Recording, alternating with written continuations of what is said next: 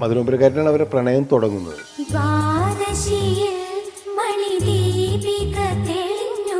അതിന്റെ ഒരു തുടർച്ചയാണ് മേഘമൽക്കാരൻ. അവർ ആ സിനിമയിൽ അഭിനയിക്കുമ്പോൾ അവരും ഉള്ളിൽ പ്രണയിച്ചുകൊണ്ടിരിക്കുകയാണെന്നുള്ളതാണ് സത്യം. നീർക്കണങ്ങൾ മെല്ലെ മെല്ലെ മുത്തുമാല ചാർത്തുകയാ. അതിന്റെ ഒരു ഗുണം ആ സിനിമയ്ക്ക് ഉണ്ടായിട്ടുണ്ടാവും. ചിലപ്പോൾ ഉള്ളിൻ്റെ ഉള്ളിലെ കഥാപാത്രങ്ങളാവാൻ അവർക്ക് കൂടുതൽ കഴിഞ്ഞിട്ടുണ്ടാവും. കലാലോലം കണ്ണുകൾ. നമ്മൾ സൗണ്ടിങ് അങ്ങനെ വേണമെന്ന് വിദ്യാസാഗരോട് ആദ്യം ഞങ്ങൾ ഡിസ്കസ് ചെയ്തിട്ടാണ്. ഈ ദ്വാദശിയിലെ ഒരു ഡ്രംസ് ബീറ്റൊക്കെ അങ്ങനെ, അത് വിദ്യാസാഗറിന്റെ ഒരു മാജിക് തന്നെ.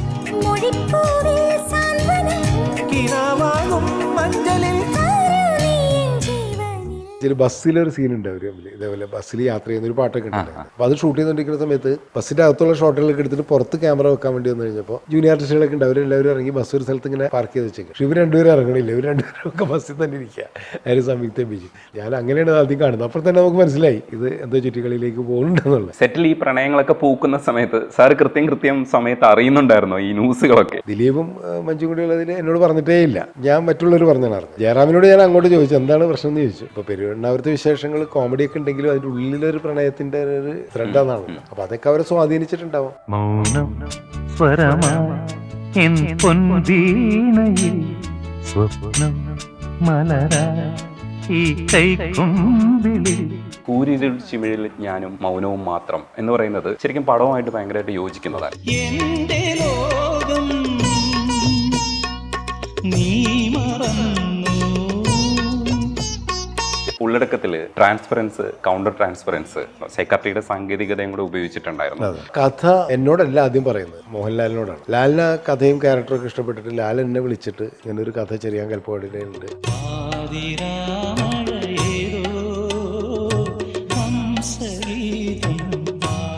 ഒരു പക്ഷേ ഞാൻ എന്നെ പോലുള്ള സംവിധാനം ചെയ്യണേ ചിലപ്പോൾ ഫിസിക്കൽ റിലേഷൻഷിപ്പ് ഇല്ലാണ്ട് തന്നെ ആയിരിക്കും. ആ പ്രണയം അങ്ങനെ മനസ്സിൽ സൂക്ഷിച്ചുകൊണ്ടായിരിക്കാം. സത്യത്തിൽ ആ സിനിമയുടെ വിജയങ്ങളിൽ ഒന്ന് നഷ്ടപ്രണയമാണ്. എനിക്കും എൻ്റെ പ്രിയപ്പെട്ട സിനിമയിൽ ഒന്നാണ് മധുരപുരം.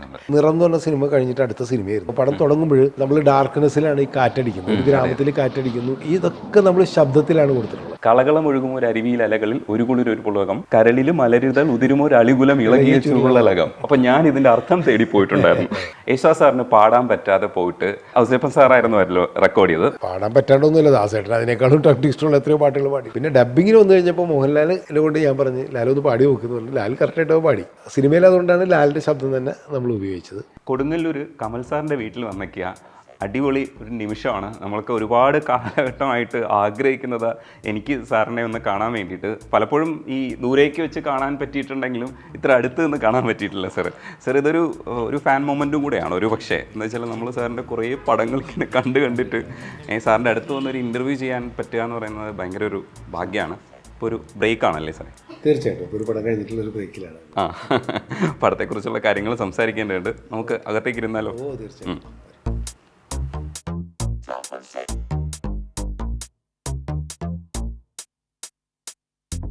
ഇതാണ് മെഴുന്നീർപ്പുകളുടെ വർക്കിംഗ് സ്റ്റില്ലാണത്. ഞാൻ ആദ്യമായിട്ട് ഷൂട്ടിംഗ് തുടങ്ങിയ ദിവസം ക്യാമറയിൽ കൂടി നോക്കുന്ന ഒരു സ്റ്റില്ലാണത്. കിട്ടിയപ്പോഴാണ് അങ്ങനെ വെച്ചത്. അന്നത്തെ എൻ്റെ കോലമുള്ളത്. അതിനുശേഷം ഇങ്ങനെ ഇത് ഞാൻ വെച്ചത് ഓരോ സിനിമകൾ ഓർക്കാൻ വേണ്ടിയിട്ടുള്ള ചില ആർട്ടിസ്റ്റുകളായിട്ടും ചില ടെക്നീഷ്യനായിട്ടുള്ള ഫോട്ടോസ് മാത്രമാണ്. അതല്ലാതെ നമ്മുടെ മനസ്സിലുണ്ടായിരുന്ന ചില സാധനങ്ങളാണ്. ഇപ്പോൾ കണ്ടില്ല, സത്യനും ലോഹിയും ശ്രീനി ഞാനും കൂടിയുള്ള ഒരു ഫോട്ടോ. വേറെ പടത്തിന്റെ വർക്കല്ല, ഞങ്ങൾ ഒരു ദിവസം ഒരുമിച്ച് കൂടിയപ്പോൾ എടുത്ത ഒരു സ്റ്റില്ലാണ്. ഇതിൻ്റെ എന്ന് വെച്ച് കഴിഞ്ഞാൽ ഇതിൽ എൻ്റെ അസിസ്റ്റൻസിന്റെ ഒരു ഗ്രൂപ്പ് ഉണ്ട്. ഇതിൽ ദിലീപ് ഉണ്ട്. കണ്ട ദിലീപാണിത്, ലാൽ ജോസ് ഉണ്ട്, അക്കു അക്ബർ, സലീം പടിയത്ത്, സൂര്യൻ, അങ്ങനെ അത് TRS ആണ്. പിന്നെ മോഹൻലാൽ ഉള്ളടക്കത്തിന്റെ ഒരു അതുകൊണ്ടാണ് വെച്ചത്. ഇത് ഞാൻ ഈ ഉള്ളടക്കത്തിന്റെ ഷൂട്ടിംഗ് സമയത്ത് തന്നെ കിലുക്കത്തിന്റെ ഒരു സോങ് എടുത്തുകൊണ്ടിരിക്കുകയായിരുന്നു. അപ്പോൾ പ്രിയനും രേവതിയും മോഹൻലാലും ഒക്കെ ആ സോങ് എടുക്കുന്ന സമയത്ത് അമലയും ഞാനും, ഇതാണ് സുരേഷ് ബാലാജി, ഞങ്ങളുടെ ഷൂട്ടിംഗ് തുടങ്ങാൻ വേണ്ടി പോവുകയായിരുന്നു. ഇത് കാക്കോത്തിക്കാവിലെ പൂപ്പന്താടികളിൽ ഞാനും ഫാസിലും തമ്മിലുള്ള ആ ഷൂട്ടിംഗ് തുടങ്ങുന്ന ഫസ്റ്റ് ഡേ എടുത്ത ഒരു സ്റ്റില്ലാണ്. ഇത് എൻ്റെ അമ്മാവൻ ത്രാസ് എന്ന് പറഞ്ഞാൽ അദ്ദേഹമാണ് പടിയൻ എന്ന് പറഞ്ഞിട്ട് കഥ എഴുതിയിട്ട് ഞാൻ സിനിമ തുടങ്ങുന്നത് ഈ സിനിമയുടെ തന്നെ. അതിൻ്റെ ഒരു വർക്കിംഗ് സ്റ്റില്ലാണ്. ഇത് സുകുമാറും ഞാനും കൂടി എനിക്ക് തോന്നുന്നത് പടം മഞ്ഞുവെള്ളമാണെന്ന് തോന്നുന്നത്. ഇങ്ങനെ ശരീരത്തിൽ ഇത് വെച്ച് കെട്ടിയിട്ട് കാറിൽ ഇങ്ങനെ പാസ് ചെയ്യുന്ന ഒരു ഷോട്ടാണ്. ഇത് രാമേന്ദ്ര ബാബു ഗസലിന് അദ്ദേഹമായിരുന്നു ക്യാമറ. ഇതിനൊരു പ്രത്യേകത ഉണ്ട് എന്ന് വെച്ചാൽ ഇത് കൈതപ്രം മ്യൂസിക് ചെയ്തിട്ട് ഗിരീഷ് പാട്ട് എഴുതിയ കൈക്കുടന്നില്ലാവുന്ന റോഡാണ്. രഞ്ജിത്താണ് അതിൻ്റെ സ്ക്രിപ്റ്റ് റൈറ്റർ. ഞങ്ങളെ സംബന്ധിച്ചുള്ള ഒരു അപൂർവമായ ഒരു കൂടിച്ചേരലാണ്. അതാണ് അതിൻ്റെ ഒരു ഓർമ്മയ്ക്കാണ്. പിന്നെ ഞാൻ അസിസ്റ്റൻ്റായിട്ട് വർക്ക് ചെയ്യുന്ന സമയത്താണ് സേതുമാൻ സാർ, ഞാൻ അസോസിയേറ്റ് ഡയറക്ടറാണ്, മമ്മൂട്ടി അഭിനയിക്കുന്നത്. ആരോരും അറിയാതെന്ന് പറഞ്ഞ പടത്തിൻ്റെ ഒരു സ്റ്റിൽ. ഇത് ചലച്ചിത്ര അക്കാദമിയിൽ പ്രവർത്തിക്കുമ്പോൾ ഷബാന ആസ്മി, ബീന പോളൊക്കെ ആയിട്ടുള്ള ഒരു സംഭവമാണ്. ഇത് എത്ര വയസ്സിലായിരുന്നു സാറേ ഈ പടം? ഇതെനിക്ക് തോന്നുന്നു ഉള്ളടക്കത്തിൻ്റെ സമയത്ത് തന്നെയാണ് തോന്നുന്നു. ഞാനത് സീന് ഇങ്ങനെ നോക്കുന്ന സമയത്തുള്ള എന്താണ് സ്റ്റില്ലാണ്. എനിക്ക് 30 വയസ്സൊക്കെ ഉണ്ടാവുള്ളൂ, 29-30 ഉണ്ടാവുള്ളൂ. ഇത് കൃഷ്ണകുടിയുടെ സമയത്ത് എടുത്തതാണ്. ഇതൊക്കെ ഓരോ പടത്തിൻ്റെ ഇങ്ങനെ ഇതാണ്. വിജയ് മാഷായിട്ട് ഞാൻ നല്ല ഒരു ആത്മബന്ധമുണ്ട്. എൻ്റെ പുസ്തകം ഉണ്ടായിരുന്നു, അതിൻ്റെ പുസ്തക പ്രകാശനത്തിന് വിജയ് മാഷ് വന്നപ്പോൾ എടുത്ത ഒരു സ്റ്റില്ലാണ്. വിജയ് മാഷ് വീട് ഇവിടെ അടുത്താണ്, കൊടുങ്ങല്ലൂർ അടുത്തായിരുന്നു. ഞങ്ങൾ തമ്മിൽ വളരെ അടുത്തൊരു ബന്ധമുണ്ടായിരുന്നു. പിന്നെ ഞാനും ശ്രീനിയും കൂടി പാവമാൻ രാജകുമാരൻ്റെ ഷൂട്ടിംഗ് തുടങ്ങുന്ന സുഹൃത്താണ്. അത് ഞങ്ങൾ ഒരുമിച്ച് ചെയ്ത് ആദ്യത്തെ പടം എന്നുള്ള അങ്ങനെ ഒരു സ്റ്റിൽ വന്നു. ഇത് മോഹൻലാലും ഞാനും വിഷ്ണുലോകത്തിൻ്റെ വർക്കിംഗ് സ്റ്റില്, ജഗദീഷൊക്കെ ഉണ്ട്. ഇത് മമ്മൂട്ടി, കറുത്ത പക്ഷികൾ. അപ്പോൾ അതും ഇങ്ങനെ ഒരു സിനിമയുടെ ഒരു പ്രത്യേക വേഷമാണല്ലോ മമ്മൂക്കാട്, അതിലൊരു ക്യാരക്ടർ അങ്ങനെ ആയതുകൊണ്ടാണ് ഇങ്ങനെ ഒരു സ്റ്റിൽ എടുത്തത്. ഇത് കൃഷ്ണകുടി ഷൂട്ടിംഗ് നടക്കുന്ന സമയത്ത് ട്രെയിനും ഞാനും ഉള്ളൊരു സ്റ്റില്ലാണ്. മഞ്ജു ജയറാം. അന്ന് ഈ ട്രെയിനൊക്കെ റെന്റ് കിട്ടാൻ ഒരാഴ്ച റെന്റിന് എടുത്തിട്ടാണ് നമ്മൾ ഷൂട്ട് ചെയ്തത്. ഒരാഴ്ച കൊണ്ട് തീർന്നു ട്രെയിനിൻ്റെ ഷോട്ടിലെല്ലാം തീർന്നു. മുരളിയായിട്ടുള്ള ഒരു സ്റ്റില്ലാണ്. ഇങ്ങനെ ഓരോന്ന് ശാലിനിയായിട്ട് ഉള്ളത്. ആ പടത്തിലൊരു പ്രത്യേകത സാറേ, പൂവിന്റെ പേര് എനിക്കറിയാം. അത് ശരിക്കും കമൽ പുല്ല് കമൽ പൂവെന്ന് ഞങ്ങൾ പറയുന്നത്. അതാണ് എന്തിനു വേറൊരു സൂര്യോദയത്തിനകത്ത് അതൊക്കെ ഒരുപാട് കാണാൻ പറ്റും. കമൽ പൂവ് കാണുന്നത്. ഇത് കൈക്കൊടുന്നില്ലാവിൻ്റെ അല്ല സാർ അറിയുന്നുണ്ടായിരുന്നു അന്ന് ഈ കമൽ പൂവെന്ന് ഞങ്ങൾ വിളിക്കുന്നത്? ഇല്ല, എനിക്കറിയില്ല. പിന്നീട് ഇങ്ങനെ ഇതിലേക്ക് കണ്ടിട്ടാണ് ഞാൻ അറിയുന്നത്. ഞങ്ങൾ വഴി കൂടെ പോകുമ്പോൾ ഭാരതപ്പുഴയുടെ സൈഡിലേക്ക് ഇതാണ് കമൽ പൂവ് എന്ന് പറയുന്നത്. ഇതാണ് ബോംബെ രവി കാസറ്റ്. ഇത് ഉണ്ണികളെ ഒരു കഥ പറയാമിൻ്റെ ഒരു സ്റ്റില്ലാണ്. മുകളില് വിദ്യാസാഗർ സാർ, വിദ്യാസാഗറും ഞാനും ദാസേട്ടൻ, ഗിരീഷ് പുത്തഞ്ചേരി. കൃഷ്ണകുടിയുടെ കമ്പോസിങ് നടക്കുമ്പോഴാണ്. ലാൽ ജോസിന് ബെസ്റ്റ് ഡയറക്ടർ അവാർഡ് കിട്ടിയിട്ട് ഒരു ഫംഗ്ഷൻ നടക്കുമ്പോൾ ഞാൻ ഒരു ട്രോഫി കൊടുക്കുന്ന ഒരു സംഭവമായിരുന്നു. എനിക്ക് തോന്നുന്നത് എനിക്ക് ബെസ്റ്റ് ഫിലിമിനുള്ള അവാർഡ് കിട്ടി സെലിനുമായിട്ട്. ലാൽ ജോസിന് അയാളും ഞാനും തമ്മിലാണ് തോന്നുന്നു. കുറേ ഫോട്ടോസൊക്കെ നഷ്ടപ്പെട്ടു പോയിട്ടുണ്ടാവുമല്ലേ സാർ? കുറേ ഫോട്ടോസ് പോയി. പിന്നെ കുറേയൊക്കെ നമ്മുടെ കയ്യിൽ ഇപ്പോൾ പഴയതൊക്കെ ഞാൻ കുറേ കളക്ട് ചെയ്തിട്ട് എൻ്റെ ഇതിലുണ്ട്, മൊബൈലിലൊക്കെ ആയിട്ടുണ്ട്. ഇത് എനിക്ക് സ്പെസിഫിക് ആയിട്ട് ചിലത് വെക്കണമെന്ന് തോന്നിയതുകൊണ്ട് മാത്രമാണ് ഞാൻ ഇങ്ങനെ വീട്ടിലിങ്ങനെ വെച്ചത്, ഡിസ്പ്ലേ എന്നുള്ള രീതിയിൽ. ഈ കിട്ടിയ അവാർഡ്സിൽ ഇപ്പോൾ പറയുന്ന ഈ സ്റ്റേറ്റ് അവാർഡ്, നാഷണൽ അവാർഡിൻ്റെ ഒക്കെ മാത്രമാണ് ഇവിടെ ഡിസ്പ്ലേ ചെയ്തിട്ടുള്ളത്. ബാക്കിയൊക്കെ പല സ്ഥലത്തായിട്ട് വെച്ചിട്ടുണ്ട്.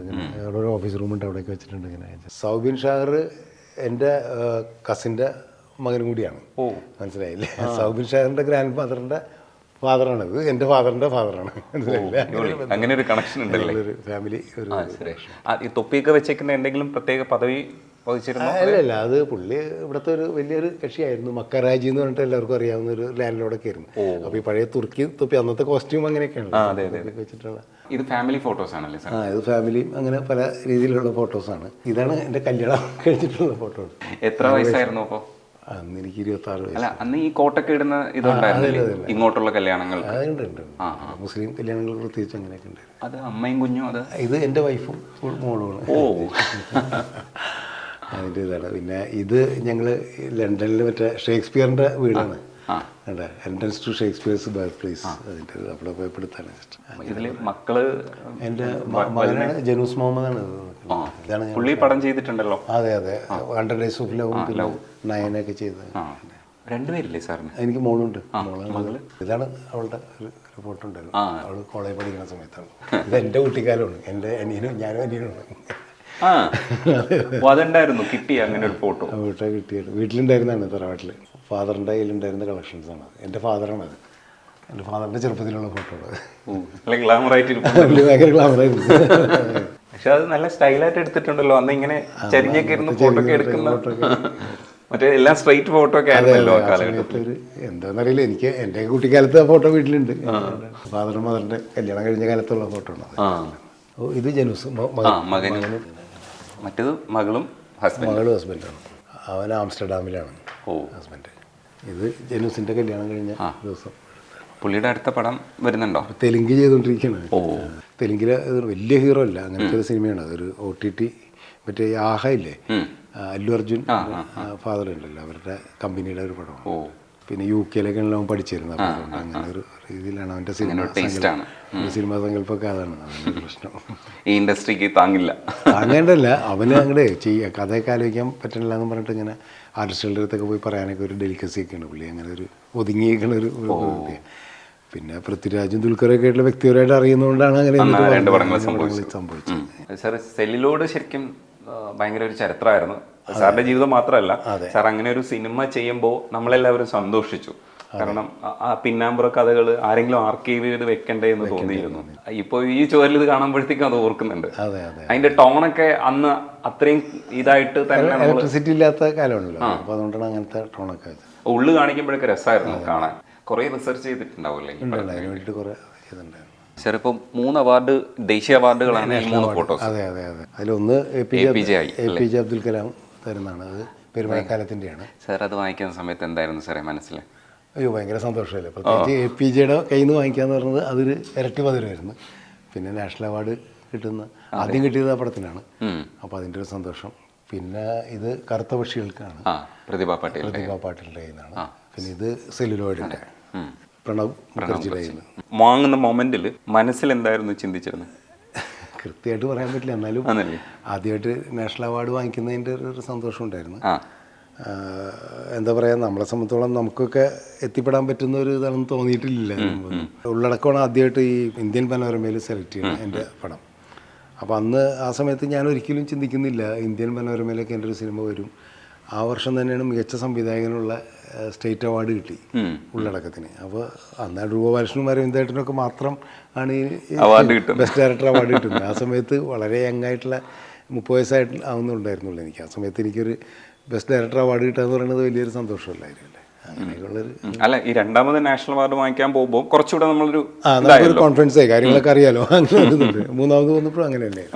അവാർഡ് വാങ്ങുന്നതിന് മുമ്പ് ഇത് ട്രയലൊക്കെ ഉണ്ടാവുമല്ലോ. മൂന്നാമത് ഒക്കെ ആയി കഴിഞ്ഞപ്പോൾ ഞാൻ പിന്നെ ഇതിന്റെ ആവശ്യമില്ല, നമുക്കറിയാലോ എന്നുള്ള രീതിയിലായിരുന്നു എങ്ങനെയാണ് കയറേണ്ടതും ഇറങ്ങേണ്ടതും ഒക്കെ. എന്നാലും അവിടെ ചെല്ലണോ, അതൊരു പ്രോട്ടോകോളിന്റെ ഭാഗമാണല്ലോ. നാഷണൽ അവാർഡ് കിട്ടിയ പടത്തിനും സ്റ്റേറ്റ് അവാർഡ് കിട്ടിയിട്ടുണ്ട്. മൊത്തം 8 സ്റ്റേറ്റ് അവാർഡ് ഉണ്ട്. അതെ അതെ അതെ. ബാക്കി അവാർഡുകളൊക്കെ അല്ലാതെ കിട്ടിയിട്ടുള്ള അവാർഡുകളുമാണ് ഈ കാണുന്ന ഡിസ്പ്ലേ. ഇവിടെ ക്രിട്ടിക്സ് അവാർഡുകൾ കുറെ ഉണ്ട്. പക്ഷെ അവാർഡുകൾ ഒരു ഭയങ്കര ഒരു പ്രചോദനമല്ലേ സാറേ, നമ്മൾ അംഗീകരിക്കപ്പെടുക? അത് തീർച്ചയായിട്ടും ആണല്ലോ, നമുക്കറിയില്ല. പക്ഷെ ചിലത് നമ്മൾ വിചാരിക്കുമ്പോൾ കിട്ടൂല, ചിലത് വിചാരിക്കാതെ കിട്ടും, അങ്ങനെയൊക്കെ ഉണ്ടായിട്ട്. അല്ല, പക്ഷേ നമ്മൾ അങ്ങനെ തന്നെ വാങ്ങിച്ച അവാർഡ് ഓർമ്മയുണ്ടോ? ഇപ്പൊ സെല്ലോടൊക്കെ നമ്മൾ കുറച്ചുകൂടെ അങ്ങനെ തന്നെ ആലോചിച്ചിരുന്നു. അവാർഡ് കിട്ടുന്നില്ല, പക്ഷെ അത് അംഗീകരിക്കപ്പെടേണ്ടതാണെന്ന് എനിക്ക് തോന്നിയിരുന്നു. ഒട്ടും ചിന്തിക്കുക പോലും ചെയ്യാണ്ട് കിട്ടിയ അവാർഡ് ഉള്ളടക്കത്തിൻ്റെയാണ്. ഉള്ളടക്ക സമയത്ത് ബെസ്റ്റ് ഡയറക്ടർ അവാർഡ് കിട്ടും നമ്മളൊന്നും ഒരിക്കലും ചിന്തിക്കുന്നുണ്ടായിരുന്നില്ല. അങ്ങനെ കിട്ടിയ പിന്നീട് അങ്ങനെ പല മഴയത്തുമ്പേ അങ്ങനെയുള്ള കുറേ സിനിമകൾക്ക് ജനപ്രീതി നേടിയ പോപ്പുലർ സിനിമസിന് പലപ്പോഴും കിട്ടിയിട്ടുണ്ട്, നമ്മളിനും കിട്ടിയിട്ടുണ്ട്. അപ്പൊ അത് ഭയങ്കര ഒരു സന്തോഷമാണ് ഈ പോപ്പുലർ സിനിമയ്ക്ക് അവാർഡ് കിട്ടുന്നത്, ഒരു പ്രത്യേക സന്തോഷം. ചിലപ്പോൾ 40 വർഷത്തെ സിനിമാ ജീവിതം എടുത്തു കഴിഞ്ഞാൽ നാഷണൽ അവാർഡുകൾ 3 എണ്ണം, 8 സ്റ്റേറ്റ് അവാർഡുകൾ, മിഴിനീർ പൂ മുതൽ ഇപ്പോൾ വിവേകാനന്ദൻ വൈറലാവുന്നത് വരെയുള്ള ഒരു സിനിമാ ജീവിതമുണ്ട്. ഇതിൽ ചില സിനിമകൾ ചിലർക്കൊക്കെ ഭയങ്കര ഇഷ്ടമായിരിക്കും. എൻ്റെ പ്രിയപ്പെട്ട സിനിമകളിലൊന്നാണ് മധുര നൊമ്പരക്കാറ്റ്. മധുര നൊമ്പരക്കാറ്റിനെ മറികടക്കുന്നൊരു സിനിമയാണ് ശരിക്കും എനിക്ക് തോന്നിയിട്ടുള്ളത് മേഘമൽഹാർ. ആ കാലഘട്ടത്തിൽ ഒരുപക്ഷെ അത്തരത്തിൽ പോപ്പുലർ ആവും എന്ന് വിചാരിച്ചെടുത്തൊരു പടമല്ല, പക്ഷേ മേഘമൽഹാർ ഇപ്പോഴും നമ്മുടെ മനസ്സിലുണ്ട്. എൻ്റെ ക്ലൈമാക്സിലെ ഹലോ ഒക്കെ ഒരുപാട് പ്രാവശ്യം കണ്ടു. പാട്ടുകളെക്കുറിച്ച് പറയേണ്ടതുണ്ട്. ആ സിനിമ ഒരു പ്രോഗ്രസീവ്നെസ് കൊണ്ടുവന്ന എന്താണെന്ന് വെച്ചാൽ, ഇന്നിപ്പോൾ ഡേറ്റിംഗ് സർവ്വസാധാരണമാണ്, പക്ഷേ അന്നതൊരു പുതിയ തോട്ട് പ്രോസസ് ആയിരുന്നു. സിനിമയുടെ ക്ലൈമാക്സിനെ സംബന്ധിച്ച് എന്തോ ട്വിസ്റ്റൊക്കെ സംഭവിച്ചുവെന്ന് മനസ്സിലാക്കുന്നുണ്ട്. അന്നത്തെ ആ ഒരു പ്രോഗ്രസീവ്നെസ്സിനെ അന്ന് എങ്ങനെയായിരുന്നു ചർച്ച ചെയ്തിരുന്നതെന്ന് ഇപ്പോൾ ഓർമ്മയുണ്ടോ? തീർച്ചയായിട്ടും. അത് സത്യത്തിൽ സിനിമാ തിയേറ്ററിൽ റിലീസ് ചെയ്യാൻ ഉദ്ദേശിച്ച് ചെയ്ത പടമല്ല. മാതൃഭൂമിയും ഏഷ്യാനെറ്റും കൂടി ചേർന്ന് ടെലിവിഷന് വേണ്ടി ഒരു സിനിമ ചെയ്യാമെന്നുള്ളൊരു ഉദ്ദേശത്തിലാണ് മാതൃഭൂമിയുടെ ശ്രേയാംസ് കുമാർ എന്നെ വിളിച്ചിട്ട് ഇങ്ങനെ ഏഷ്യാനെറ്റ് ചേർന്നിട്ട് ചെയ്യാൻ പറ്റുമെന്ന് ചോദിച്ചിട്ടാണ് എന്നെ വിളിക്കുന്നത്. അപ്പോൾ എന്നോട് പറഞ്ഞതാണ്, തിയേറ്ററിൽ ഓടേണ്ട കാര്യമില്ല, അപ്പോൾ അതുകൊണ്ട് ആ ഫുൾ ഫ്രീഡം എടുക്കാം, നിങ്ങളുടെ മനസ്സിലുള്ളൊരു സിനിമയാണ് വേണ്ടതെന്ന് പറഞ്ഞു. അപ്പോൾ നമ്മൾ അങ്ങനെയാണ് ഒരു ആലോചിക്കാമെന്ന് പറഞ്ഞപ്പോൾ അന്ന് ഇക്ബാൽ കുറ്റിപ്പുറം ഉണ്ടായിരുന്നു. അപ്പോൾ ഇക്ബാലും ഞാനും കൂടെ എഴുതാമെന്ന് ഉദ്ദേശിച്ചത്. ഞങ്ങളങ്ങനെ പല സബ്ജക്റ്റുകൾ ഇങ്ങനെ പറഞ്ഞ കൂട്ടത്തിൽ മനസ്സിൽ തോന്നിയൊരാശയമാണ് ഇങ്ങനെ അങ്ങനെ തിയേറ്റർ ആവശ്യമില്ല എന്നുള്ളതുകൊണ്ട് തന്നെയാണ് കുറച്ച് അഡ്വാൻസ്ഡ് ആയിട്ടുള്ളൊരു സബ്ജക്റ്റ് ചെയ്യാമെന്നുള്ളൊരു തോന്നൽ വന്നത്. പിന്നെ ഞാൻ തന്നെ അത് ഫുൾ സ്ക്രിപ്റ്റ് എഴുതി. കാരണം ഞാനും സ്ക്രിപ്റ്റ് എഴുതുമ്പോൾ ഏറ്റവും കൂടുതൽ എൻജോയ് ചെയ്ത് എഴുതിയൊരു സ്ക്രിപ്റ്റും അതാണ്. കാരണം ആ ഫ്രീഡം ഉണ്ടായിരുന്നു. ഞാൻ 6 ദിവസം കൊണ്ടാണ് ഫുൾ സ്ക്രിപ്റ്റ് എഴുതിയെന്നുള്ളത്. അത്രയും കാരണം ഒരു മൂഡിലേക്കൊക്കെ വന്നു കഴിഞ്ഞാൽ ഒറ്റ എഴുത്തായിരുന്നു. പിന്നെ ഷൂട്ടിംഗ് തുടങ്ങുന്ന സമയത്താണ് അത് തിയേറ്ററിൽ റിലീസ് ചെയ്താലോ എന്നുള്ളത് മാതൃഭൂമിയിൽ നിന്ന് തന്നെ അങ്ങനെ ഒരു നിർദ്ദേശം വന്നു, പ്രൊഡ്യൂസേഴ്സിൻ്റെ ഭാഗത്ത് നിന്ന് നിർദ്ദേശം വന്നു. റിലീസ് ചെയ്താലും കുഴപ്പമില്ല, അതിന് ശേഷം നമുക്ക് ടെലിവിഷനിൽ അധികം വൈകാണ്ട്, മുൻപൊക്കെയാണെന്ന് വെച്ചാൽ അന്ന് 6 മാസമൊക്കെ കഴിഞ്ഞിട്ടേ ടെലിവിഷനിൽ വരുള്ളൂ. ഇതിപ്പോൾ അങ്ങനെയില്ല, റിലീസ് ചെയ്ത് വേണമെങ്കിൽ അടുത്ത ആഴ്ച തന്നെ ടെലിവിഷനിൽ നമുക്കിത് ടെലികാസ്റ്റ് ചെയ്യാം എന്നുള്ളൊരു ധാരണയിലാണ് ഞങ്ങൾ ഷൂട്ടിംഗ് തുടങ്ങുന്നത്. അപ്പോൾ ആദ്യം പാട്ടൊന്നും ഉദ്ദേശിച്ചിട്ടുണ്ടായിരുന്നില്ല. അപ്പോൾ ഷൂട്ടിംഗ് തുടങ്ങുന്ന സമയത്ത് പെട്ടെന്ന് പാട്ട് വേണം, തിയേറ്ററിലാണെങ്കിൽ പാട്ട് വേണം എന്നുള്ള ധാരണയിലാണ് 2 പാട്ട് പെട്ടെന്ന്. ഇപ്പോൾ രമേശ് നാരായണനാണ് മ്യൂസിക്, രമേശ് ഞാൻ കൂടി ആദ്യമായിട്ട് ചെയ്യണം, ONV സാറാണ് പാട്ട് എഴുതിയത്. അപ്പോൾ ഷൂട്ടിംഗ് കോഴിക്കോട് തുടങ്ങുന്നതുകൊണ്ട് തന്നെ ONV സാറിന് അന്ന് ആദ്യം അങ്ങോട്ട് വരാനായിട്ട് ചെറിയൊരു അസൗകര്യം ഉള്ളതുകൊണ്ട് തന്നെ സാറ് പറഞ്ഞ് ഞാൻ ഫോണിൽ കൂടി പാട്ട് എന്നോട് സിറ്റുവേഷൻ പറഞ്ഞാൽ മതി, ഞാൻ എഴുതി അയച്ചു തരാമെന്ന് പറഞ്ഞു. ഞാൻ സിറ്റുവേഷനും കഥയൊക്കെ പറഞ്ഞു കൊടുത്ത് സാറ് ആദ്യം എഴുതിയ പാട്ടാണ് ഒരു നിറപുഷ്പമായി എന്നുള്ളത്. സാറിൻ്റെ ഒരു കവിത അങ്ങനെ അതിമനോഹരമായ കവിതയാണല്ലോ. അപ്പോൾ അതങ്ങ് വന്ന് പിന്നെ രമേശ് നാരായണൻ സാറിൻ്റെ വീട്ടിൽ പോയി, ONV സാറിൻ്റെ വീട്ടിൽ പോയിട്ടാണ് ട്യൂൺ ചെയ്തത്. സാറിൻ്റെ ഒപ്പം ഇരുന്നിട്ടാണ് ട്യൂൺ ചെയ്തിട്ട് എന്നെ പാടി കേൾപ്പിക്കുകയാണ് രമേശ് ചെയ്തത്. എന്നിട്ട് പിന്നെ റെക്കോർഡ് ചെയ്ത് ദാസേട്ടൻ പാടി, അങ്ങനെ ഷൂട്ടിങ്ങിന് ഉപയോഗിച്ചു. പൊന്നൂഷസ് എന്നുള്ളത് ONV സാറ് കോഴിക്കോട് വന്നു, അതിൻ്റെ ഇടയിൽ മാതൃഭൂമിയിൽ നിന്ന് അറേഞ്ച് ചെയ്ത് കോഴിക്കോട് വന്ന് അവിടെ ഇരുന്നിട്ടാണ് ഞങ്ങളത് ചെയ്തത്. അങ്ങനെ 2 പാട്ട്. പിന്നെ അതിൻ്റെ ക്ലൈമാക്സിലുണ്ടായ ഒരു ചെറിയൊരു പ്രശ്നം എന്ന് പറഞ്ഞാൽ സത്യത്തിൽ അങ്ങനത്തെ ഒരു റിലേഷൻഷിപ്പ് ഉണ്ടായിക്കഴിഞ്ഞാൽ ഒരു പക്ഷേ ഫിസിക്കൽ റിലേഷൻഷിപ്പിലേക്ക് അവർ പോവാം കന്യാകുമാരിയിൽ. പ്രത്യേകിച്ചും ഫിസിക്കൽ റിലേഷൻഷിപ്പ് ഞാൻ ഉദ്ദേശിച്ചിട്ടുണ്ടായിരുന്നില്ല. പക്ഷേ അവർ റൂം എടുക്കുന്നു, ആ റൂമിൽ സൺസെറ്റ് കഴിഞ്ഞിട്ട് ആ റൂമിൽ അവരിയ്ക്കുന്നു. കാരണം അവരുടെ മനസ്സിലുണ്ടാകുന്നൊരു കുറ്റബോധവും കാര്യങ്ങളും ഉണ്ട്. കാരണം ഒരു റൂമിലേക്ക് ഒറ്റയ്ക്ക് അപരിചിതരാണല്ലോ സത്യത്തിൽ. ഒരാൾക്ക് ഭാര്യയുണ്ട്, ഒരാൾക്ക് ഭർത്താവുണ്ട്, അങ്ങനെയുള്ള ആൾക്കാർ വരുമ്പോഴേ അവർക്കുണ്ടാകുന്നൊരു മാനസിക സംഘർഷം കൂടിയിട്ടില്ല. അവിടെ ആ രാത്രി അവർ കഴിയുന്നു, എന്ത് സംഭവിക്കുമെന്നുള്ളത് നമ്മൾ കാണിക്കുന്നില്ല. അതായിരുന്നു ഞാൻ ആദ്യം ഉദ്ദേശിച്ചിരുന്നത്. പിന്നെ കുറേ വർഷങ്ങൾക്ക് ശേഷം നേരത്തെ പറഞ്ഞ ഒരു ഹലോ എന്ന് പറഞ്ഞിട്ട് അവർ ഒരു പരിചയമില്ലാണ്ട് കാണുന്നു എന്നുള്ള രീതിയിലാണ് എൻ്റെ ഉണ്ടായിരുന്നത്. തിയേറ്റർ റിലീസ് എന്ന് പറഞ്ഞു കഴിഞ്ഞപ്പോൾ ഒരു ചെറിയ കൺഫ്യൂഷൻസ് വന്നപ്പോഴാണ് അവർ ആ കടപ്പുറത്ത് ആ സന്ധ്യയ്ക്ക് തന്നെ പിരിയാൻ തീരുമാനിക്കുകയും ഹോട്ടലിലേക്ക് പോകുന്നില്ല എന്നുള്ളിടത്ത് പടം അവസാനിപ്പിച്ച് ഇതേപോലെ ഹലോ എന്ന് പറയുന്നു. അതായിരുന്നു ഒരു ചെറിയ കോംപ്രമൈസ് എന്ന് പറയുന്നത്, വേണമെങ്കിൽ ഇപ്പോൾ ആരോപിക്കുമ്പോൾ. അതർവൈസ് അന്നത്തെ കാലത്ത് അത് ഒരു ഡിഫറൻ്റ് ആയിട്ടുള്ള സബ്ജക്റ്റാണ്.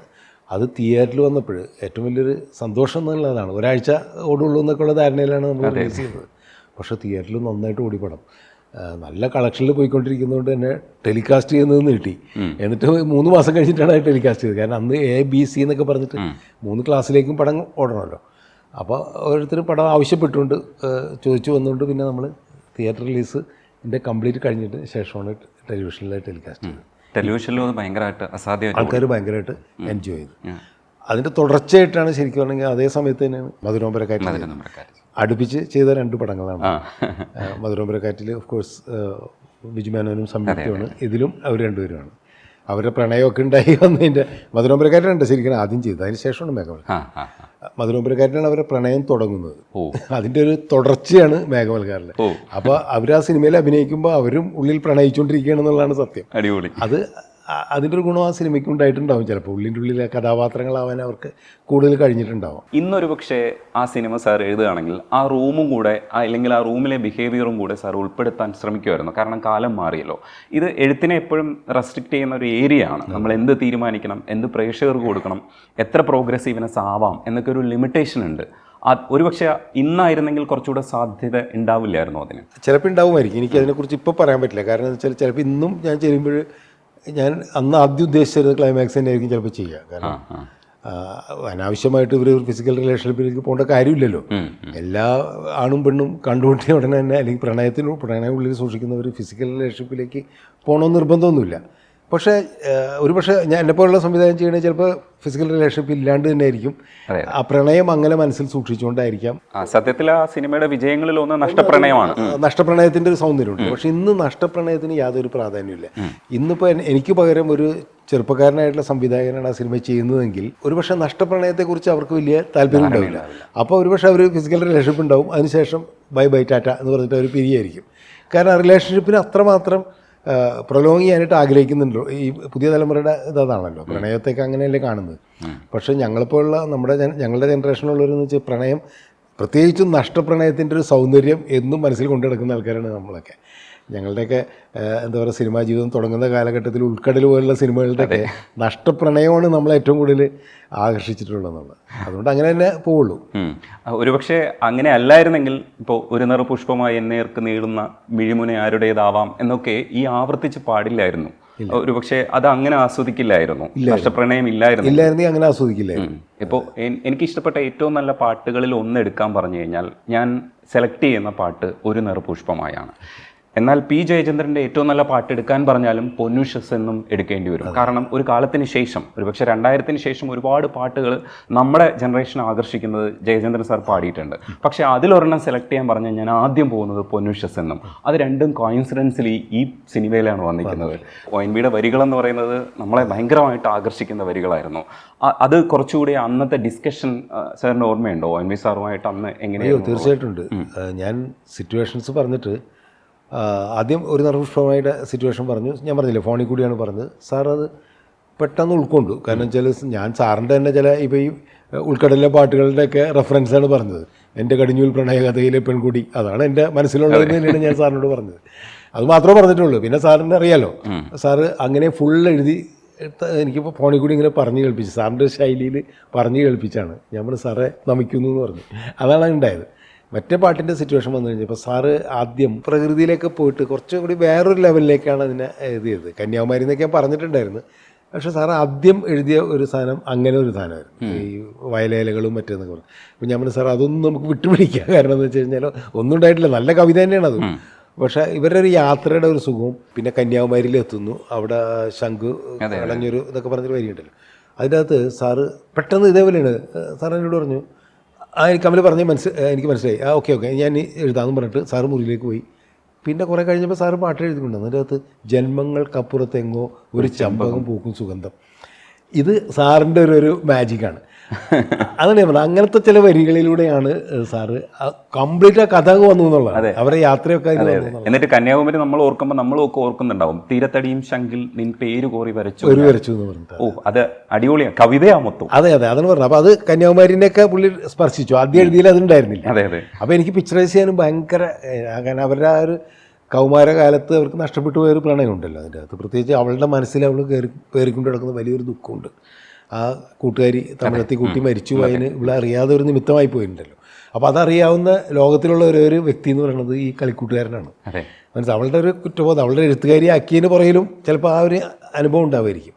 അത് ഷെയർ ചെയ്തിട്ടുള്ള ഒരു കൂട്ടുകാരനും കൂടിയാണ്. അപ്പോൾ അങ്ങനെ ഒരു ആത്മബന്ധമുണ്ട്. പ്രണയം മാത്രമല്ല, നമ്മുടെ ഭൂതകാലത്തിലെ ഏറ്റവും നമ്മൾ ഒരുപക്ഷെ മറക്കണമെന്ന് ആഗ്രഹിക്കുന്ന, അല്ലെങ്കിൽ നമ്മളെ ഭയപ്പെടുത്തുന്ന ഒരു ഇൻസിഡൻറ്റിന് സാക്ഷിയായി അല്ലെങ്കിൽ കൂടെ സഞ്ചരിച്ച ഒരു ആളെ നമുക്ക് മറക്കാൻ പറ്റില്ല. അതെ. ആ പെണ്ണിനെ സംബന്ധിച്ചോളം അതാണ്, അയാളെ സംബന്ധിച്ചോളം അത് തന്നെയാണ്. അപ്പോൾ അങ്ങനെ ഒരു ഡെപ്തും കൂടി പ്രണയത്തോടൊപ്പം തന്നെ ഉണ്ട് എന്നുള്ളതാണ് അതിൻ്റെ ഒരു പ്രത്യേകത. രമേശ് നാരായണൻ സാർ അസാധ്യമാക്കിയിട്ടുണ്ട് പടം എന്ന് പറയുന്നത്. പിന്നെയുള്ളത് നമ്മൾ മധുരനൊമ്പരക്കാറ്റിനെ കുറിച്ച് പറയുമ്പോൾ ശരിക്കും വിദ്യാസാഗറിൻ്റെ പാട്ടുകളിൽ മ്യൂസിക് അല്ലെങ്കിൽ സൗണ്ടിങ് ഭയങ്കര രസമാണ്. ഒരുപക്ഷെ ഞങ്ങളുടെയൊക്കെ തലമുറയിലുള്ള ആൾക്കാരൊക്കെ ഹെഡ്സെറ്റ് ഉപയോഗിക്കാൻ തുടങ്ങിയത് മുതൽ വിദ്യാസാഗറിൻ്റെ പാട്ടുകൾ ഞാൻ വിട്ടിട്ടില്ല. എപ്പോഴൊക്കെ ഹെഡ്സെറ്റ് ഉപയോഗിച്ച് പാട്ട് കേൾക്കുമോ അപ്പോഴൊക്കെ ദ്വാദശിയിൽ മണിദീപിക തെളിയും എന്ന് പറയുന്ന പാട്ട് ഞാൻ കേൾക്കുമായിരുന്നു. കാരണം അതിൻ്റെ സൗണ്ടിങ് എന്ന് പറയുന്നത് അസാധ്യമാണ്. ഇന്നും അത് ട്രെൻഡിങ് ആണ്. എന്ന് വെച്ചാൽ എൻ്റെയൊക്കെ ഉള്ളിൽ ഇന്നും അത് അതേപോലെ തന്നെ നിൽക്കുന്നുണ്ടെന്നുള്ളതാണ്. മധുരനൊമ്പരക്കാറ്റ് ശരിക്കും പറഞ്ഞാൽ ആ കാറ്റിൻ്റെ സൗന്ദര്യം, ഒരുപക്ഷെ ഒരു പ്രകൃതിയുമായി ചേർന്ന് ജീവിക്കുന്ന ആൾക്കാർ എങ്ങനെയാണ് പ്രകൃതിയായിട്ട് ഇങ്ങനെ ഇണങ്ങി പോകുന്നതെന്നുള്ളത് ചില വിദേശ സിനിമകളിലൊക്കെ നമ്മൾ കണ്ടിട്ടുണ്ട്. ആ സാധ്യത ഒരുപക്ഷെ താഴ്വാരം പോലൊരു ക്ലാസിക്കൽ സിനിമയ്ക്ക് ശേഷം ഞാൻ ഈ പടം അസാധ്യമായിട്ട് ആസ്വദിക്കുന്നത് കാറ്റ് എങ്ങനെയാണ് ഇത്രയും ഇഴുകി ചേർന്നത്. ഇപ്പോൾ അരവിന്ദനെയൊക്കെ നമ്മൾ അങ്ങനെ അക്കാഡമിക്കലി നോക്കുമ്പോഴും സാറൊക്കെ നമ്മുടെ കാലഘട്ടത്തിൽ ഇങ്ങനെ സിനിമ ചെയ്ത് പോകുമായിരുന്നു. അപ്പോൾ ഞങ്ങൾ ഈ പറയുന്ന പ്രൊഡക്ഷൻ നോക്കുന്നുണ്ടായിരുന്നു. ഞാൻ ആ പ്രൊഡക്ഷൻ ചില സമയത്ത് കോപ്പി അടിക്കാൻ വരെ ശ്രമിച്ചിട്ടുണ്ട്. എങ്ങനെയാണ് ആ കാറ്റിനെ പ്രൊഡക്ഷനിലും പോസ്റ്റ് പ്രൊഡക്ഷനിലും ഉണ്ടാക്കിയെടുത്തതെന്ന് പറയും. രഘുനാഥ് പലേരിയുടെ ഒരു ചെറുകഥ നോവലെറ്റായിരുന്നു, സ്വപ്നങ്ങളിൽ ചുഴലി വീശുന്നു എന്നാണ് ആ നോവലെറ്റിൻ്റെ പേര്. അന്ന് കുറേ വർഷങ്ങൾക്ക് മുമ്പ് മാതൃഭൂമി ഓണപ്പതിപ്പിൽ വന്ന ഒരു നോവലെറ്റാണ്. അപ്പോൾ അത് അന്ന് വായിച്ചപ്പോൾ തന്നെ എനിക്ക് ഭയങ്കരമായിട്ട് അങ്ങ് മനസ്സിൽ സ്ട്രൈക്ക് ചെയ്തിരുന്നു. ഞാനായിട്ട് പലേരിയെ വിളിച്ച് പറഞ്ഞിരുന്നു, അത് സിനിമയാക്കണമെന്ന് ആഗ്രഹമുണ്ട്, നിങ്ങൾ വേറെ ആർക്കും കൊടുക്കരുത്, എന്തെങ്കിലും സിനിമയാക്കാൻ പറ്റുകയാണെങ്കിൽ എനിക്ക് തരണം. അപ്പോൾ അന്ന് പുള്ളി 1 മുതൽ 0 വരെയെന്ന്, അതും ഏകദേശം ആകാശത്തേക്കൊരു ജാലകം അങ്ങണ്ടായിരുന്നു അതിൻ്റെ പേര്, കഥ അതിൽ വന്നതാണ്. അപ്പോൾ അതും വായിച്ചിട്ട് ഞാൻ അതിനെക്കുറിച്ചാണ് ആദ്യം വിളിച്ച് ചോദിച്ചത്. അപ്പോൾ പുള്ളി പറഞ്ഞു ഞാനത് ചെയ്യാൻ പോണു, സ്വന്തമായിട്ട് ചെയ്യാൻ പോണു, അതാണ് 1 മുതൽ 0 വരെ എന്ന് പറഞ്ഞിട്ട് പുള്ളി സിനിമ ചെയ്തത്. നവോദയക്ക് വേണ്ടി ചെയ്യാൻ പോകുന്നത് പലരും പറഞ്ഞു. അപ്പോൾ ഞാൻ പറഞ്ഞു ഈ സ്വപ്നങ്ങളിൽ ചുരുളി വീശുന്നു പറഞ്ഞ കഥ നോവലേറ്റ് എനിക്ക് തരണം, ഞാൻ എന്തായാലും സിനിമയാക്കുമെന്ന് പറഞ്ഞു. പുള്ളി പറഞ്ഞു ഓക്കെയാണ് പറഞ്ഞു. പിന്നെ കുറേ കാലം കഴിഞ്ഞിട്ടാണ് ഇത് സിനിമയാക്കാനായിട്ട് ശ്രമിക്കുന്നത്. അപ്പം ഞങ്ങൾ ഒരുമിച്ച് സ്ക്രിപ്റ്റ് ചെയ്യാം, പലരും സ്ക്രിപ്റ്റ് എഴുതുന്നു. അങ്ങനെ ഞങ്ങൾ ഒരുമിച്ച് ഇരുന്ന് കഴിഞ്ഞപ്പോൾ അതിൻ്റെ അകത്ത് കാറ്റടിക്കുന്ന ഗ്രാമത്തിലേക്ക് വരുന്ന മാഷും ഭാര്യയൊക്കെ ഇരുന്ന് ആ നോവലേറ്റിലുള്ളത്. പക്ഷേ അതിന് ശേഷം പിന്നെ ഒരു സിനിമയായിട്ട് നമ്മളതിനെ സ്ക്രിപ്റ്റ് ഡീറ്റെയിൽ ആക്കുമ്പോൾ കുറേ ഏരിയ ഇങ്ങനെ നമുക്ക് സിനിമയ്ക്ക് വേണ്ടിയിട്ട് സിനിമാറ്റിക് അല്ലാണ്ട് കിടക്കുന്ന ഒരു ഏരിയ ഉണ്ടായിരുന്നു. അപ്പോൾ അതെന്ത് ചെയ്യും എന്നുള്ള ആലോചനയുടെ ഭാഗമായിട്ടാണ് ഇയാളുടെ ഒരു പഴയ കാലത്തെ ഇത് ഭാര്യ ഒരു കൊലപാതകം ചെയ്യുന്നു, അത് ഇയാൾക്ക് വേണ്ടി തന്നെ, ഇയാളുടെ പെങ്ങൾക്ക് വേണ്ടി ചെയ്യുന്നു. ഭാര്യ ജയിലിലാണ്. ആ ജയിലിൽ കിടക്കുന്ന സ്ത്രീ ജയിലിൽ കിടക്കുമ്പോൾ തന്നെ കുട്ടികളായിട്ട് ഇയാൾ ഈ ഗ്രാമത്തിലേക്ക് വരുന്നു. വരണ വഴിക്ക് ബസ് ആക്സിഡൻ്റ് ആയിട്ട് മകൻ മരിക്കുന്നു. അത് ആ നോവലേറ്റിലുള്ളതാണ്. അതിനുശേഷം ആ ഇതും ഭാര്യയോട് പറയാനും നിവൃത്തിയില്ല. അതൊരു വല്ലാത്തൊരു മനുഷ്യൻ്റെ ഏറ്റവും തീക്ഷ്ണമായ വേദനയല്ലേ. സ്വന്തം ഭാര്യ ജയിലിൽ കിടക്കുന്ന ഭാര്യയോട് മകൻ മരിച്ചു പോലും പറയാൻ പറ്റണില്ല എന്ന് പറയുന്ന ഒരാളുടെ ഒരു വേദന ഉണ്ടല്ലോ, അതുമായിട്ടാണ് അയാൾ ആ ഗ്രാമത്തിൽ ജീവിക്കുന്നത്. പക്ഷേ ആ ഗ്രാമത്തിൽ വരുമ്പോൾ അതിനു മുമ്പ് എപ്പോഴും കാറ്റടിക്കും എന്ന് പറയുന്ന ഒരു ഗ്രാമത്തിൽ അതിന് ശേഷം കാറ്റടിച്ചിട്ടില്ല. ഇയാൾ വന്നതിന് മാഷ് വന്നതിന് ശേഷം അവിടെ കാറ്റ് വന്നിട്ടില്ല എന്നാണ് ഹെഡ് മാസ്റ്റർ പറയുന്നത്. കാറ്റ് വരും അങ്ങ് പോകും. അതാണ് അതിൻ്റെ ഒരു പോയറ്റിക്കായിട്ടുള്ള ഒരു എന്നെ ആകർഷിച്ചിട്ടുള്ള ചില ഏരിയ എന്ന് പറയുന്നത്. അപ്പം ഞങ്ങളെ സംബന്ധിച്ചുള്ള ഈ കാറ്റ് വളരെ പ്രധാനപ്പെട്ടത് എങ്ങനെ ഷൂട്ട് ചെയ്യും എന്നുള്ളൊരു ഇതാണ്. കാരണം വിദേശ സിനിമകളിലൊക്കെ വളരെ ഈസി ആയിട്ട് അവർക്ക് ചെയ്യാൻ പറ്റും. നമ്മുടെ മലയാളത്തിൻ്റെ പരിമിതികൾ വെച്ചിട്ട് പ്രത്യേകിച്ച് അന്ന് ഗ്രാഫിക്സ് ഒന്നും ഇല്ലല്ലോ. ഇന്നായിരുന്നു നമുക്ക് ഈസി ആയിട്ട് ഗ്രാഫിക്സിൽ അത് ക്രിയേറ്റ് ചെയ്യാം, അന്നതില്ല. അപ്പോൾ എങ്ങനെ ഷൂട്ട് ചെയ്യുന്നുള്ളതാണ്. അപ്പോൾ അങ്ങനെ പല ആലോചനയുടെ ഭാഗമായിട്ടാണ് നമുക്ക് തോന്നിയൊരു ഐഡിയ എന്ന് വെച്ച് കഴിഞ്ഞാൽ ഒരുപാട് മരങ്ങളുള്ള സ്ഥലത്ത് ഇത് പ്ലേസ് ചെയ്ത് കഴിഞ്ഞാൽ, ലൊക്കേഷൻ പ്ലേസ് ചെയ്ത് കഴിഞ്ഞാൽ നമുക്ക് ഈ മരങ്ങളിലൊക്കെ കാറ്റടിക്കാനൊട്ടും മാർഗ്ഗമില്ല. അപ്പോൾ ഒരു ബാരൽ ലാൻഡ് പിടിക്കാം, അതാണ് നല്ല ലൊക്കേഷൻ ആവുക എന്നുള്ള തോന്നലാണ്. ഞാനാണത് പലരോടും ഒക്കെ പറയുന്നത്. സുകുമാറാണ് ക്യാമറ. ഞങ്ങൾ പറഞ്ഞ് അപ്പോൾ അതിനുള്ള ലൊക്കേഷൻ നോക്കിയിട്ട് കാസർഗോഡാണ്, ബദിയെടുക്കുക എന്നൊക്കെ പറഞ്ഞ സ്ഥലത്താണ്. അതിൻ്റെ ഒരു ബോർഡറിലുള്ളതാണ്, കന്നഡ ബോർഡറിലുള്ള സ്ഥലങ്ങളാണ്. അവിടെയാണ് ലൊക്കേഷൻ കിട്ടിയത്. അപ്പോൾ അവിടെ എന്ന് വെച്ച് കഴിഞ്ഞാൽ മരങ്ങളൊന്നുമില്ല, പക്ഷെ കാറ്റ് ഫീൽ ചെയ്യിക്കുകയും വേണം. ആ കാറ്റ് എങ്ങനെ ഫീൽ ചെയ്യും? അപ്പോൾ അതിന് ചെയ്ത മാർഗ്ഗം വെച്ച് ഈ കരിയിലകൾ പറക്കുക. നമ്മൾ ലൊക്കേഷനിൽ ഇങ്ങനെ പ്രൊപ്പല്ലർ വെച്ച് അടിച്ചു കഴിഞ്ഞാൽ കരിയില പറക്കില്ലല്ലോ.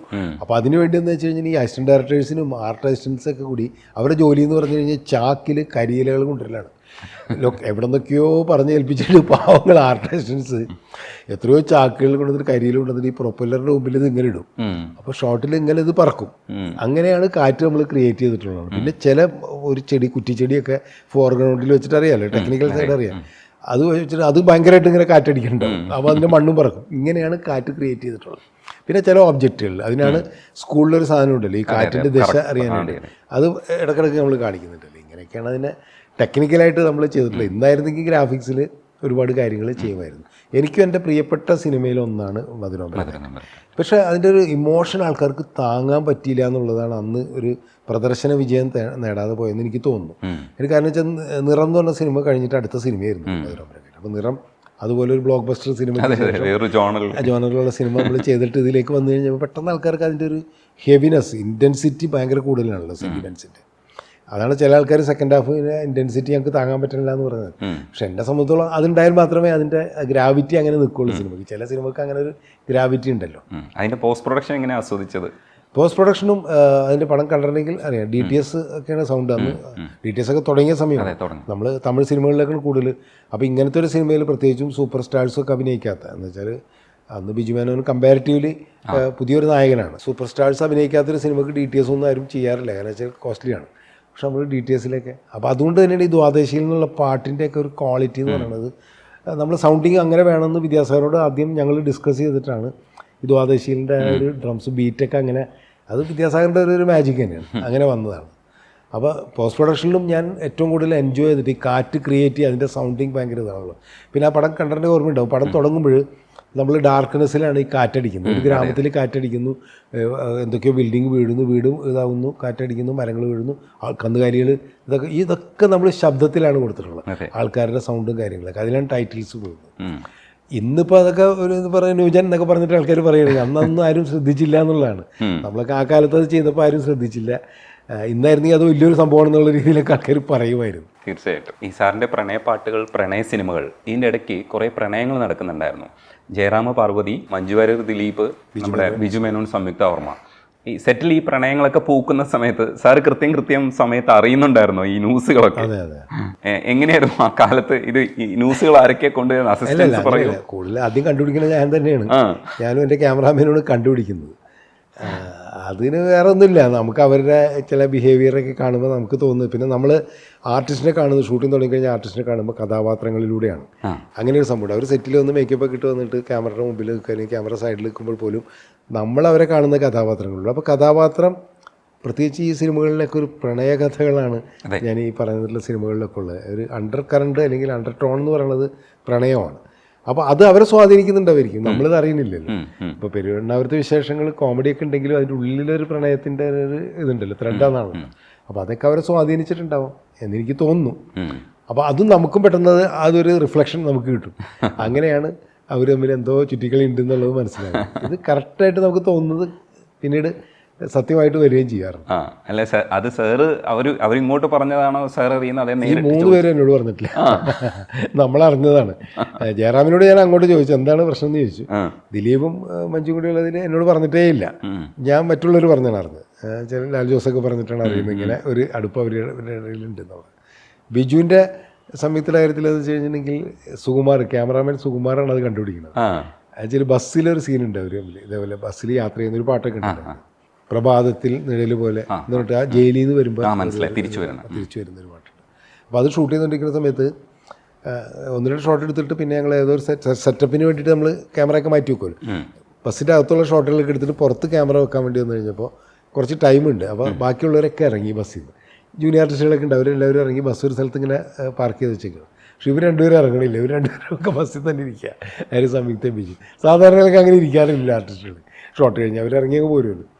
അപ്പോൾ അതിങ്ങനെ എല്ലാവരും ഇങ്ങനെ നോട്ട് ചെയ്യേണ്ടത്, ഇവരെന്താണ് എന്തൊക്കെയോ സീരിയസ് ആയിട്ട് സംസാരിച്ചുകൊണ്ടിരിക്കുന്നത്. അപ്പം നമ്മുടെ സുകുമാർ ക്യാമറ സൂം ലെൻസുള്ള കാര്യം ഇവർക്ക് ഓർമ്മയുണ്ടായിരുന്നില്ല. ക്യാമറാമാൻ അവിടെ നിന്നിട്ട് ക്യാമറ വെച്ച് സൂം ചെയ്തിട്ട് ഇവർ രണ്ടുപേരും ടൈറ്റിൽ എന്താണ് ഇവർ പറയണമെന്ന് അറിയാൻ വേണ്ടിയിട്ട്. അപ്പോൾ ലിപ്പൊന്നും മനസ്സിലാവില്ലെങ്കിലും ഏകദേശം നമുക്ക് ഊഹിക്കാൻ പറ്റും ഇവർ പറഞ്ഞുകൊണ്ടിരിക്കുന്നത് ഇവരുടെ മനസ്സ് തുറക്കുന്ന ഒരു സംഭവമാണെന്നുള്ളത്.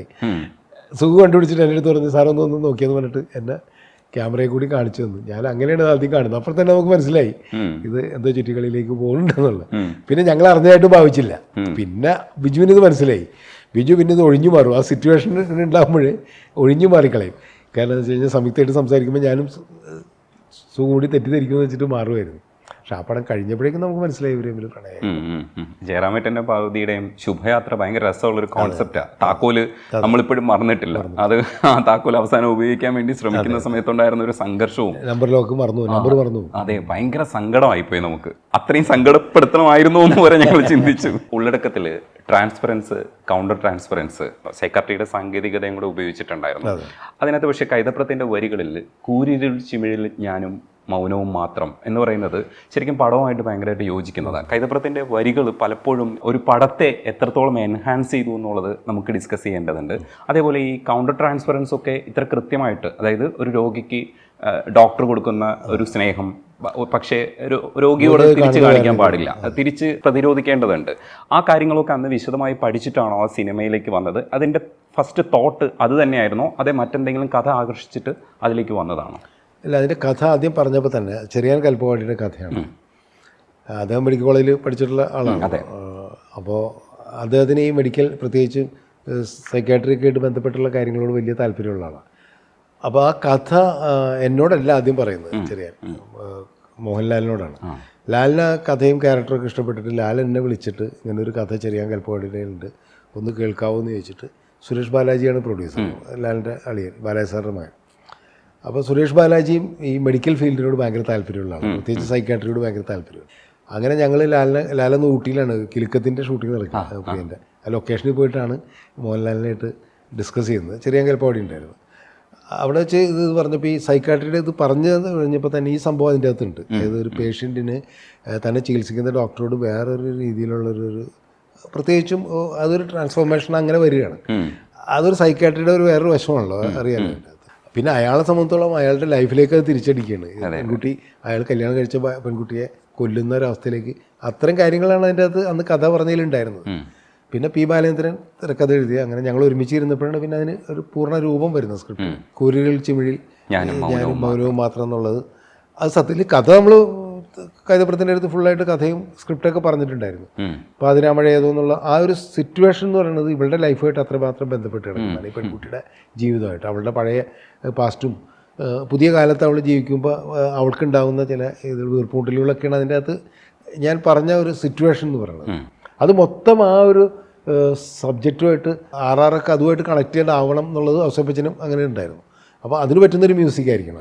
ആ മ്യൂസിക് ഇട്ടിട്ടാണ് കൈതപ്രത എഴുതിയത്. അപ്പോൾ കൈതപ്രത്തിൻ്റെ ചില മാജിക്കുകൾ ഇങ്ങനെയുള്ള ചില സാധനങ്ങളുണ്ട്.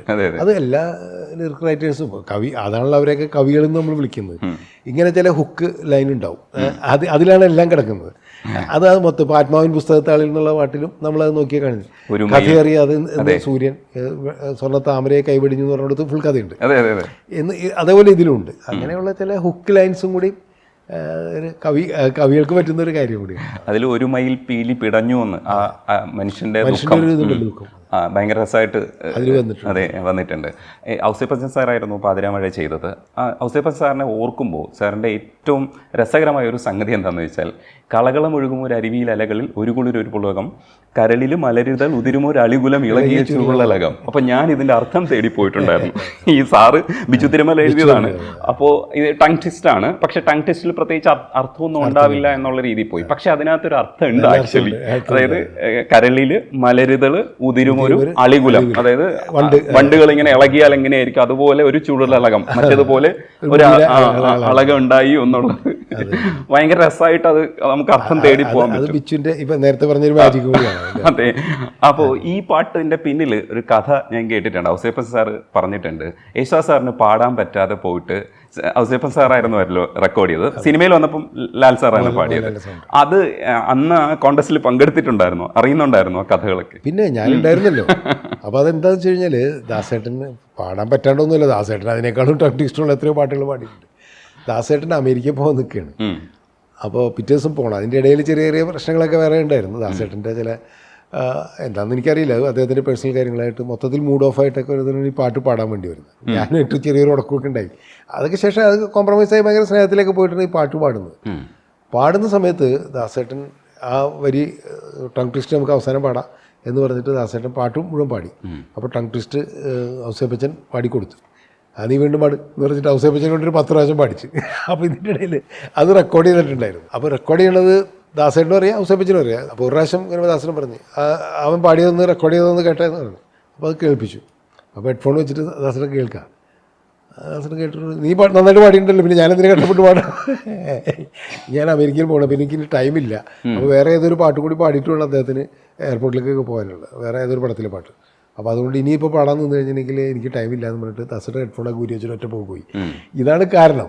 അപ്പോൾ ഇത് അമേരിക്കയിലേക്ക് അയക്കുമെന്ന് പറഞ്ഞ് അയച്ചു കൊടുത്ത് അവിടെ നിന്ന് പാടി അയക്കാമെന്ന് പറഞ്ഞു. ഞങ്ങൾ ഇവിടെ നിന്ന് അയച്ചു കൊടുക്കുകയും ചെയ്തു. പക്ഷേ അത് സാധനം അവിടെ നിന്ന് ഇങ്ങോട്ട് വന്നില്ല.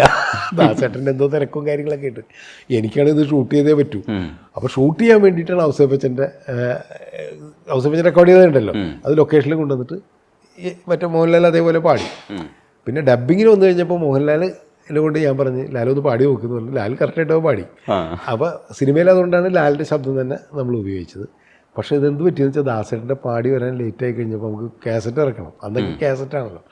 അപ്പോൾ അത് കുഴപ്പമില്ല, ഔസേപ്പച്ചൻ്റെ ശബ്ദം തന്നെ. അപ്പോൾ ആദ്യം മോഹൻലാലിൻ്റെ വേണോ ഔസേപ്പച്ചൻ്റെ വേണോ എന്നുള്ള കൺഫ്യൂഷൻ വന്നപ്പോൾ എല്ലാവരോടും പറഞ്ഞു എന്നാൽ പിന്നെ ഔസേപ്പച്ചൻ്റെ ശബ്ദം ഇല്ല, ഔസേപ്പച്ചൻ കഷ്ടപ്പെട്ട് പാടിയതല്ല, മോഹൻലാലിൻ്റെ സിനിമയിലുണ്ടല്ലോ.